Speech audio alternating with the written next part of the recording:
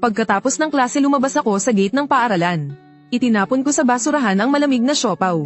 Tumalikod ako at umalis. Ngunit biglang may lumitaw na kakaibang mga salita sa harap ko, grabe. Pinulot ng bidang babae ang siopaw sa basurahan at kinain. Sobrang kawawa ng bidang babae. Sana may tumulong sa kanya. Tanging ang bidang lalaki lang ang tutulong sa kanya. Sayang 3 taon pa bago sila magkita. Bigla akong lumingon. Saktong nakita ko ang payat at maputlang dalaga. Kinuha mula sa basurahan ang malamig na siopaw ang itinapon ko.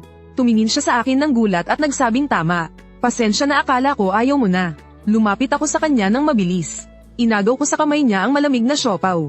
At itinapon pabalik sa basurahan. Sa sandaling iyon may muling lumutang na ilang linya ng teksto, grabe naman. Napakasama ng lalaking extra. Pati pagkain sa basurahan ayaw ipakan sa iba. Parang gusto mong manampal pero di maabot ang screen. Nahihiyang ibinaba ng dalaga ang ulo niya. Mahinang nagsabi ng pasensya na. Ngumiti ako at sinabing hindi pwedeng kainin ang nasa basurahan.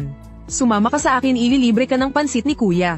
Mukhang isa siyang bagong estudyante sa unang taon. Natigilan ang dalaga. Automatiko siyang tumanggi at sinabing hindi na. Libre ang pansit sa kainan namin. Tere, sabi ko at pilit ko siyang isinakay sa maliit kong e-bike. Diretso kami sa pansitan ng pamilya ko. Sa oras na ito may lumitaw na naman na ilang linya ng teksto. Binabawi ko ang sinabi ko kanina, napakabait ng extra na kuya. Kahit mabait siya, pero mali ang takbo ng kwento. Ibang bersyon man pero okay lang. Sana makaalis agad ang bidang babae sa paghihirap. Paano kung magustuhan ng bidang babae ang extra na kuya? Imposible iyon. Ang bidang lalaki ang tunay na kapareha. Pero posibleng maging supporting male ang senior na extra. Sobrang pag-aalala ng mga comments sa screen. Wala akong interes maging third party sa relasyon. Sa daan tinanong ko ang pangalan niya at ang baitang niya. Tunay nga siyang first year na junior.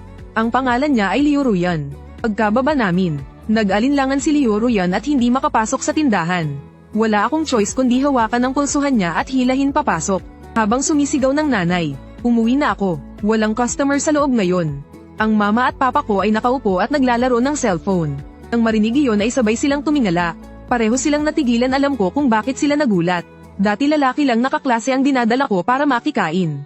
Unang beses kong magdala ng babae sa bahay. Pero mabilis din silang nakabawi. Pareho silang ngumiti. Sabi ng mama ko, magandang dalaga. Umupo ka na. Anong klaseng pansit ang gusto mo? Si tita ang magluluto para sa iyo. Sabi ng papa ko, may toppings. May spare ribs at manok, may baka at may lamang loob. Umupo si Leo Ruyan ng balisa. Mahinang nagsabi ng salamat po tito, tita. Hindi po ako mahilig kumain ng karne.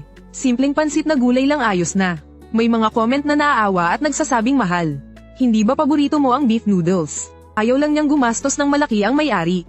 Napakabuti talaga ng bidang babae. Sadyang napakahirap lang ng kapalaran niya. Nagpa siya ako agad, nanay. 3 liyang na beef noodles. Tumiting sumagot ang mama ko, sige. Xiaoyu, pumasok ka at tulungan mo ako. Sumama ako sa mama ko papunta sa kusina. Nakikipag-usap ang papa ko kay Leo Ruyan sa labas. Nagsindi ng kalan ang mama ko. Nakapamulsa ang mukha at mahinang tinanong ako kung ano ang relasyon namin. Agad akong nagpaliwanag na wala kaming kahit anong relasyon. First year siya. 30 minuto lang ang nakalipas, hindi ko pa siya kilala. Hindi ko siya kilala. Bakit mo siya dinala sa tindahan? Kulang ba talaga siya sa isang mangkok ng pansit? Napabuntong hininga ako, nanay. Pinulot niya at kinain ang malamig na siopaw na itinapon ko sa basurahan. Nakabuka ang bibig ng mama ko at matagal na walang masabi. Makalipas ang ilang sandali, itaas ang kamay at binatukan ako. Pinagalitan ako dahil sa pag-aaksaya ng pagkain. Sakita, hinawakan ko ang ulo ko at nagreklamo ka naman. Sobra talaga, hindi ko kayang ubusin. Natatakot akong dalhin pa uwi at pagalitan mo ako kaya itinapon ko. Sa susunod kung gaano karami ang kakainin. Ikaw mismo ang kumuha, bawal mag-aksaya. Opo, natatakot ang mama ko na hindi mabusog si Leo Ruyan. Nagluto siya ng 3 liyang na pansit na maraming laman. Maraming natirang beef toppings. Lahat ay inilagay sa ibabaw ng pansit. Nang ailapag ko ang mangkok ng pansit sa mesa. Nagpakita si Leo Ruyan ng gulat na ekspresyon at nagsabing, kuya. Sobrang dami nito, sabi ko, ayos lang kung hindi maubos. Pwede namang may matira. Agad binago ni Leo Ruyan ang sinabi at nagsabing mauubos. Kumain ka lang hanggang kaya mo, huwag pilitin. Huwag mong pahirapan ang sarili mo. Biglang namula ang mga mata ni Leo Ruyan. Ibinaling niya ang ulo at nakatitig sa mesa at mahinang nagsabi. Salamat, ngumiti ang mama ko at nagsabing walang anuman. Walang anuman. Kumain ka na habang mainit pa, mas masarap. Sunod-sunod ang papuri ng mga comments sa extra. Mabubuting tao ang buong pamilya ng kuya. Mukhang hindi na kailangang magutom pa ang bidang babae sa hinaharap. Hindi rin sigurado. Ang pagtulong ng isang beses ay hindi ibig sabihing palaging tutulong. Ayos na rin iyon sa bawat pagkakataon. Mas mabuti pa kaysa sa tunay na nanay ng bidang babae. Nagkaroon lang ng bagong pamilya ay wala nang pakialam sa kanya. Paunti-unting kumakain ng pansit si Leo Ruyan. Ngunit malalaking patak ng luha ang nahuhulog sa mangkok. Ang tagpong ito ay nagpasakit ng dibdib naming magulang. Sabay-sabay kaming umiwas ng tingin. Hinayla ako ng mama ko papunta sa kusina. Tinanong kung ano ba talaga ang sitwasyon ng pamilya ng magandang dalaga. Hindi pa sapat ang impormasyong ibinibigay ng mga comment. At kakakilala ko lang din sa kanya. Hindi rin nararapat na masyadong marami ang alam ko. Hindi sigurado kung sinabi na nag-asawa muli ang nanay niya. At tuluyan na siyang binaliwala. Mukhang patay na rin ang tatay niya. Galit na galit ang mama ko, anong klaseng mga tao ito. Sige na, hindi na natin pakikialaman ang problema ng iba. Ganito na lang, simula bukas ikaw ang magdadala ng almusal para sa kanya. Sa tanghali at hapon kukuha ka ng pagkain sa kantina para sa kanya. Sa gabi naman dito na siya kakain ng hapunan. Ituring na lang natin na tulong sa mahirap na estudyante. Mariin akong tumango, mukhang matinding gutom ang tiniis ni Leo Ruyan. Naubos niya pati ang isang malaking mangkok ng pansit. Pinakagusto ng mama ko kapag inuubos ng iba ang niluto niya. Ngumingiti siyang sabi, magandang dalaga. Masarap ba ang luto ni tita? Seryosong tumango si Leo Ruyan. Matamis niyang sinabi na napakasarap ng pansit na niluto ni tita. Mas lalo pang lumiwanag ang ngiti ng mama ko. Kung ganoon, araw-araw ka nang pumunta rito para suportahan si tita. Hindi kita sisingilin ng pera. Nag-alangan ang mukha ni Leo Ruyan. Parang nahihiya siya. Kusap ang sinabi ng mama ko, kung ganoon. Gabi-gabi ka na lang pumunta rito at tumulong sa tindahan. Magluluto si tita ng pansit para sa iyo. Pwede na ba ito? Salamat po tita. Matapos kumain ng pansit si Leo Ruyan, nagsara na ang tindahan ng mga magulang ko. Nagkusang loob siyang maglinis. Pagkatapos ay iminungkahi ng mama ko kay papa. Naihatid siya pa uwi. Ayaw pumayag si Leo Ruyan noong una. Ngunit hindi siya makatanggi sa mama ko. Kaya pumayag na rin. Pero makalipas ang isang oras, inuwi siya ng papa ko pabalik sa bahay. May dala pa siyang malaking sako. Nagkatinginan kami ng mama ko. Kahit hindi maintindihan ng mama ko, inanyayahan pa rin niyang umupo si Leo Ruyan. Uminom ng tubig ang papa ko. Punong-puno ng galit. Ang nanay ni Leo Ruyan ay talagang walang puso. Para pilitin ang bata na tumigil sa pag-aaral at magtrabaho. Talagang pinalayas pa ang bata sa bahay. Walang pakialam kahit kaunti. Ang batang ito, mag-isang nanirahan sa tabi ng pampublikong palikuran ng 2 o 3 buwan.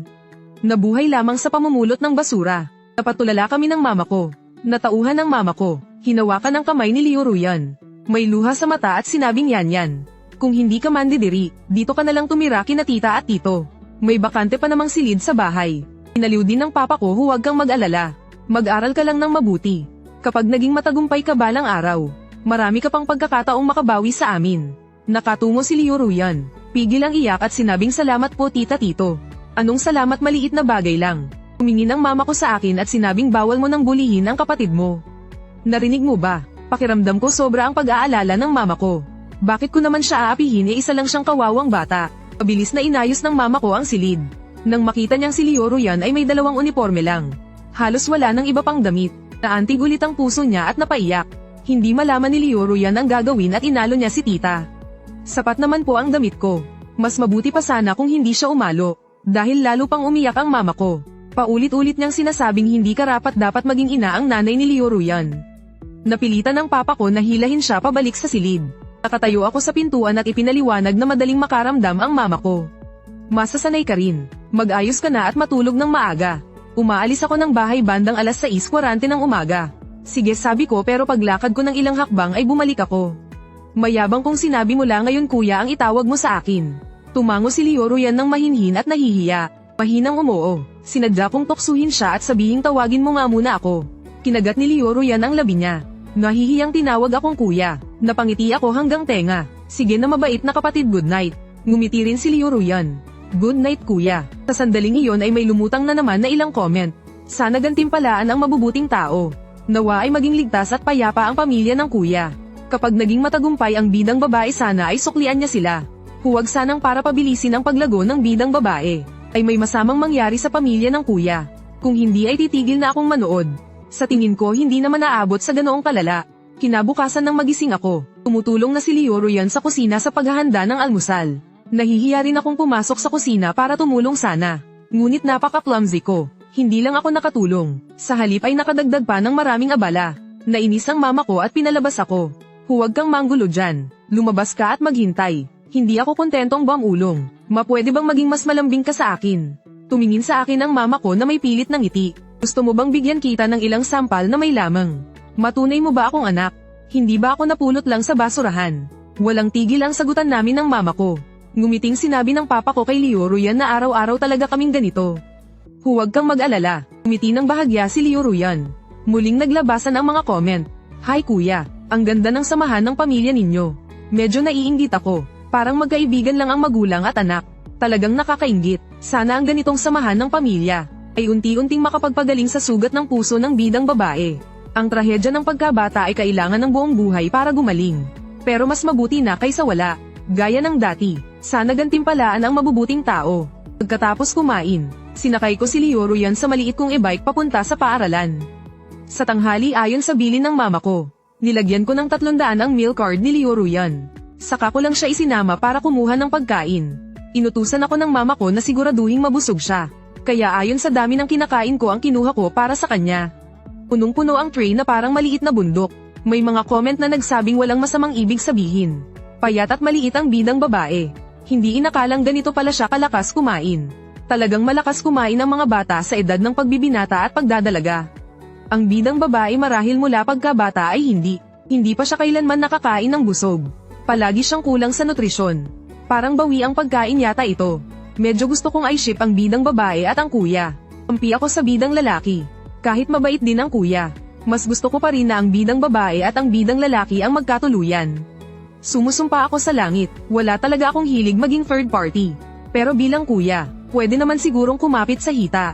Sa ngayon kabilang na rin ako sa grupo ng mga bida. Maliwanag ang hinaharap, mas kaunti ng isang gabi ng self-study ang first year kaysa third year. Pagkatapos ng klase ni Leo Ruyan, nag-aaral siya sa classroom habang hinihintay ako. Pagkatapos ng klase ko, ayon sa usapan nagkita kami sa hagdanan sa ikalawang palapag. Pagdating ko nandoon na siya at naghihintay. Nang makita ko ay lumapit siyang maayos. Kuya nang tawagin ako ng bidang babae. Hindi ko napigil ang ngumiti. Tara na. Uwi na tayo. May mga bagong comment na naman. Talagang turing ng kuya ang bidang babae bilang kapatid. Nakakaiyak, parang gusto ko ring magpalit ng ship. Kahit bagay ang kuya at ang bidang babae, matatag pa rin akong kampi sa bidang lalaki. Kahit ano pang ship ninyo. Sa akin kapit na ako sa hita. Gaya ng dati dumaan muna kami sa tindahan. Pagkatapos kumain saka lang nagsara at umuwi. Nasa itaas lang ng tindahan ang bahay namin. Madaling umuwi. Pagdating sa bahay, inilabas ng mama ko ang mga damit na binili niya kay Leo Ruyan. Kasama ang pantalon at sapatos. At pinasuot kay Leo Ruyan. Medyo malalaki ang sukat, dahil may pakiramdam ang mama ko. Sa susunod na panahon ay mabilis lalaking si Leo Ruyan. Bukod sa mga ito, binilhan pa ng mama ko si Leo Ruyan ng cellphone na angkop para sa estudyante. Muling nataranta si Leo Ruyan. Hinawakan ng mama ko ang kamay niya at sinabing yan. Napag-usapan na namin ng tito mo. Gusto ka naming ampunin bilang inaanak. Payag ka ba? Tumango si Leo Ruyan na may pigil na iyak. Tita-tito. Payag po ako, biro ko, tatawagin na kayong ninang. At ninong seryosong tumango si Leo Ruyan. Buong galang at taimtim na tinawag na ninang. Ninong kuya, masigla akong sumagot oo. Sobrang saya rin ng papa ko. Ayos, mula ngayon iisang pamilya na tayo. Kumpleto na rin ang anak kong lalaki at babae sa buhay na ito. Iminungkahi ng mama ko na magpahinga kami ngayong Sabado. At lumabas para maglibang. Gusto ko yan. Sige, gusto kong pumunta sa amusement park. Talagang mahal na mahal ni na mama at papa si Leo Ruyan. Masaya rin ako, may dagdag na kapatid. Hindi namin siya itinuring na iba. Mabilis na nasanay si Leo Ruyan sa buhay sa aming pamilya. At unti-unting naging bahagi nito. Nang bumuti ang kanyang nutrisyon. Ang tangkad niya ay parang usbong na trigo sa tagsibol. Mabilis na tumataas. Siguradong tatangkad at gaganda pa siya. Karapat-dapat nga siyang maging bidang babae. Karapat-dapat nga siyang maging kapatid ko. Bukod pa rito, mas naging masigla at kumpiyansa siya kumpara dati. Tuwid ang tindig. Laging may masayang ngiti sa mukha. Ang tanging ikinababahala nila ay, natatakot sila na makaapekto ako sa love line ni Leo Ruyan at ng bidang lalaki. Sinasabi pa nilang parang may lihim na pagtingin si Leo Ruyan sa akin. Pero wala naman akong naramdaman na ganoon. At may gusto rin naman talaga akong iba. Balak kong umamin pagkatapos ng college entrance exam. Para mawala ang pag-aalala ng mga comment. Sinadya kong sabihin ito kay Leo Ruyan. At pinaalalahanan ko siyang panatilihin itong lihim. Pagkatapos noon bihira na itong banggitin ng mga comment. Sobrang bait ng mama at papa ko kay Leo Ruyan. Sa totoo lang, may mga pagkakataong naiinggit pa ako sa sobrang pag-aalaga nila sa kanya. Tuwing gusto ko nang magreklamo, Lalapit si Lioro yan at matamis na tatawag ng kuya. Nawawala agad ang inis ko. Sige na nga, gusto ko rin naman ang mabait at maunawang kapatid na ito. Lalo na at siya ang bidang babae. Hindi na malayan dumating na ang bakasyon sa taglamig. Dahil malapit na ang exam. Hindi na ako pinayagan ng mama ko na tumulong sa tindahan. Plano rin nilang manatili na lang si Lioro yan sa bahay at mag-aral. Ngunit iginiit ni Lioro yan na tumulong pa rin sa tindahan. At nangakong hindi pa babayaan ang pag-aaral. Wala nang nagawa ang mama at papa ko kundi pumayag. €20 tatak pangalakal T6 ng ika-12 buwan ang ika-16 na kaarawan ni Lioro yan. 3:00 pa lang ay nagsara na ang tindahan ng mama at papa ko. Bumili sila ng karne at gulay para magluto sa bahay. Bago maghapunan, pinapanta kami ng mama ko ni Lioro yan sa katapat na panaderia. Para kunin ang cake. Paglabas namin sa tindahan ng cake, bumangga kami sa isang babaeng nasa gitnang edad na may kasamang 2 bata. Mataba ang babae, palapad ang katawan. Isang lalaki at isang babae ang mga bata. Mukha ring malalakas ang pangangatawan. Biglang namutla si Lioro yan. Hinayla niya ang manggas ko at minamadaling umalis. Ngunit hindi inaasahan hinabol pa kami ng babaeng iyon. Bigla niyang hinablat ang cake na hawak ko. Tinitigil si Lioro yan at minura ka talagang suwail na bata. Araw-araw kang nag-iingay sa bahay na gustong mag-aral. Palihim kang tumakas palabas ng bahay.